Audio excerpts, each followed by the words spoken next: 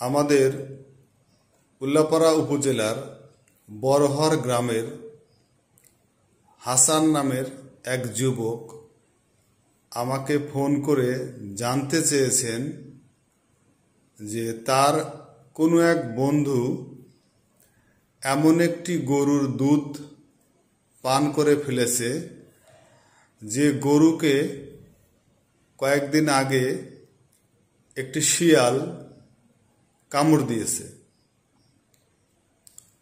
হাসান জানতে চেয়েছে যে তার বন্ধুকে জলাতঙ্কের ভ্যাকসিন দিতে হবে কিনা।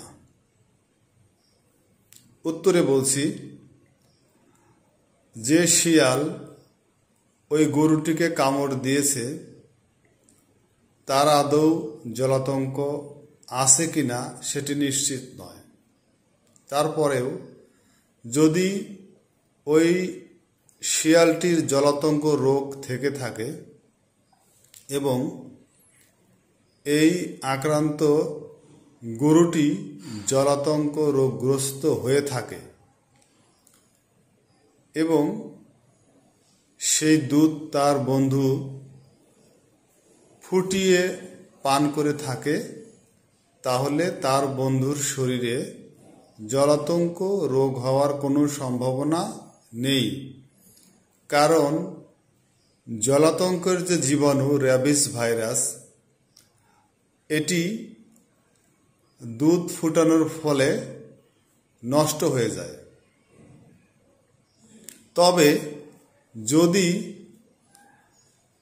এরকম জলাতঙ্ক রোগগ্রস্ত কোনো পশুর দুধ না ফুটিয়ে বা অপরিমিত ফুটিয়ে অর্থাৎ অল্প পরিমাণ জাল দিয়ে খাওয়া হয়, তাপ দিয়ে খাওয়া হয়, সেক্ষেত্রে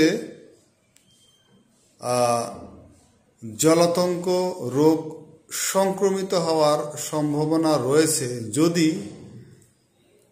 যে ব্যক্তি পান করছেন জলাতঙ্ক রোগগ্রস্ত পশুর দুধ তার মুখের ভিতরে বা গলার ভিতরে বা অন্ত্রের ভিতরে কোনো ঘা থাকে, তাহলে খুবই অল্প সম্ভাবনা রয়েছে তার দেহে জলাতঙ্ক জীবাণু সংক্রমিত হওয়ার। তবে জলাতঙ্কের যে জীবাণু র্যাবিস, এই জীবাণুটি কিন্তু আমাদের পাকস্থলীতে গিয়ে পাকস্থলী অ্যাসিড দ্বারা ধ্বংস হয়ে যায়।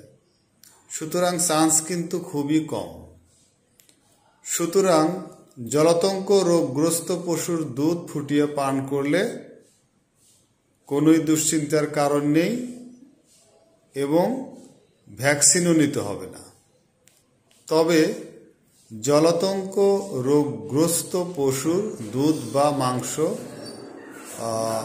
অপরিমিত তাপে সিদ্ধ করে খেলে জলাতঙ্ক রোগ হওয়ার কিঞ্চিত সম্ভাবনা রয়েছে যদি